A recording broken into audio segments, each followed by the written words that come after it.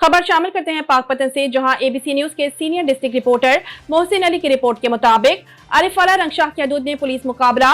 तहरे कत्ल की वारदात में मुलव्विस मफरूर मुलजिम अपने ही साथी मुलजमान की फायरिंग से हलाक। आरिफवाला पुलिस को सोशल मीडिया पर वायरल तहरे कत्ल की वारदात के मुलजिम की गिरफ्तारी और नकद इनाम की पोस्ट पर मुखबर ने इत्तला दी कि मतलूबा मुलजिम 61 एसटी पे मौजूद है। पुलिस थाना रंगशाह ने मुलजिम की गिरफ्तारी के लिए रेड किया तो 3 कस मुलजमान ने पुलिस पार्टी पर फायरिंग कर दी। हक़ हिफाजत खुद इख्तियारी के तहत पुलिस ने भी जवाबी फायरिंग की।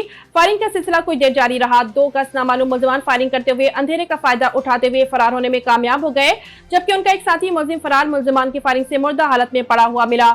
हलाक मुलजिम की शनाख्त इरफान वल्द मोहम्मद अली कौम ओट सकना कसूर के नाम से हुई। हलाक मुलजिम 20 रोज कबल रंगशाह के इलाका बग्गी भेरी में मां और उसके 2 बेटों को बेदर्दी से कत्ल करके फरार हो गया था, जिसका मुकदमा 306/24 बजुर्म 302 थाना रंगशाह में दर्ज है।